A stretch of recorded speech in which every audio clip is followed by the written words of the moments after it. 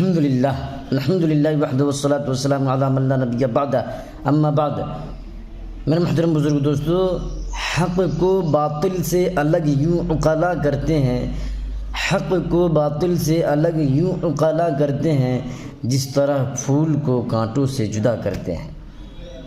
ایک منکرین اسلام کا، دشمنان اسلام کا ایک اعتراض ہے کہ تم لوگ روزہ جو رکھتے ہو اس لیے رکھتے ہو کہ خواہشات نفسانی کم ہو جائے اور عقل غالب رہے، اس لیے کہ ہم انسان ہیں۔ تو آپ یہ کام رات میں بھی کر سکتے ہو، رات میں روزہ رکھو، اس میں ریاکاری بھی نہیں ہوگی، مکاری بھی نہیں ہوگی، رات کی بات اچھی رہتی ہے۔ تو جواب سنیے کہ ہاں بھائی آپ کا اشکال صحیح ہے کہ رات میں رکھو تو مکاری بھی نہیں ہوگی،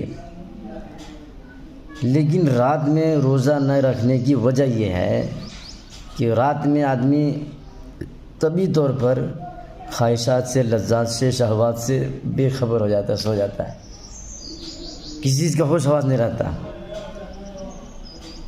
تو رات میں روزہ رکھنے سے فائدہ کسے ہوگا؟ کیسے پتہ چلے گا خواہشات چھوٹا یا نہیں؟ رات میں روزہ رکھ کے سویا ہوا ہے، صبح میں اٹھا کھایا پیا پھر وہی بدمعاشی، تو کیا فائدہ ہوا؟ دن میں روزہ رکھے جاگے رہے گا، چلتے پھرتے رہے گا تو جسم میں محسوس ہوگا،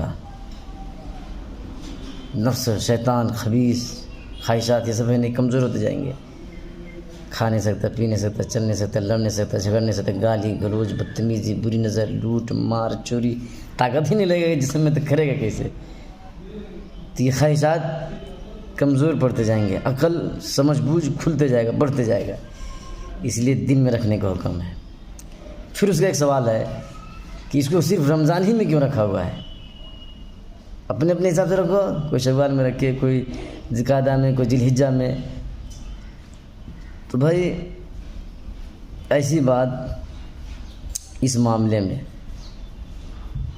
وجہ اس کی یہ ہے کہ روزہ کے قانون کو عام ہونا ہے چاہیے، اس لیے اس میں سب کی اصلاح اور تہذیب مقصود ہے، لہٰذا ہر شخص اس بات کا مزاج نہیں ہوگا کہ جس مہینے میں آسانی ہو اسی مہینے میں رکھ لے، ایسا نہیں۔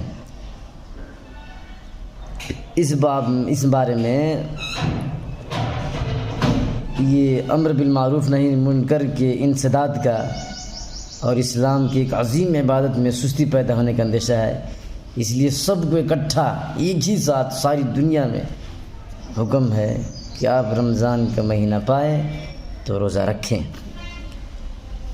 پھر ایک اور سوال کہ آپ کہتے ہیں کہ روزہ نام ہے کھانے پینے اور خواہشات کو پورا کرنے سے رکنے کا نام، اور پھر آپ ہی کہتے ہیں کہ اگر بھول کے کھا پی لیا تو روزہ نہیں ٹوٹے گا، تو یہ کیا فائدہ ہوا بھائی؟ یہ تو سمجھ میں آ رہا ہے کہ کھا پی لیا تو روزہ نہیں ٹوٹے گا بھول سے، تو رکنے کا نام ہی نہیں ہے۔ کھانے پینے سے، خواہشات سے رک جانے کا نام آپ کہتے ہیں روزہ ہے، اور پھر آپ کہتے ہیں کہ کوئی بھول کے کھا پی لے تو روزہ نہیں ٹوٹے گا۔ تو کھانے پینے سے رکنے کا نام روزہ تھا، یہ کھایا پیا بھول کے تو کیسے نہیں ٹوٹ رہا ہے؟ جواب سنیے، جواب یہ ہے کہ اللہ تعالیٰ نے بھول چوک کو معاف کر دیا ہے۔ نبی پاک صلی اللہ علیہ وسلم نے بتایا ہے، امت محمدیہ کو اللہ کی طرف سے یہ چھوٹ ہے کہ روزہ دار اگر بھول چوک کے کھا جائے، دماغ و ذہن میں خیال نہیں ہے، یاد نہیں ہے، کچھ کھا پی لیا، باہر پیٹ بھی کھا جائے اور کھانے کے بعد اسے یاد آیا کہ ارے میں تو روزہ تھا، تو روزہ نہیں ٹوٹے گا۔ ان اللہ اطعمہ سقاہ، اللہ تعالیٰ نے اس کو کھلایا ہے، پلایا ہے بھلوا کے، سمجھ رہے ہیں؟ اس لیے نہیں ٹوٹے گا۔ جس رب کے نام کے روزہ رکھا ہے، جس کے لیے رکھا ہے، وہ چھوٹ دے رہا ہے، آپ کو کیا تکلیف ہے بھائی؟ کیا پریشانی ہے؟ اللہ تعالیٰ ہم سب کو اس رب کریم سے محبت کرنے کی، اس کی یاد میں زندگی گزارنے کی، زندگی بسر کرنے کی، اس کے نام کی تسبیح پڑھنے کی توفیق عطا فرما دے۔ اتنا بڑا مہربان رب ہے جو بھول کے کھا پی لینے کے بعد بھی کہتا ہے کہ تمہارا روزہ نہیں ٹوٹا ہے۔ پھر بھی ہمارے نوجوان مسلمان کدھر بھٹک رہے ہیں، کدھر جا رہے ہیں، اللہ سے محبت نہیں کرتے، یہ دنیا، یہ چمک، یہ دھمک، یہ زرق، یہ برق، اس کے پیچھے بھاگ رہے ہیں، میرے بھائی یہ کام نہیں آئے گا۔ اس رب کو مناؤ جس نے پیدا کیا ہے، آپ کا کام بن جائے گا۔ اللہ تعالیٰ ہم سب کو سمجھنے کی توفیق عطا فرما دے، آمین۔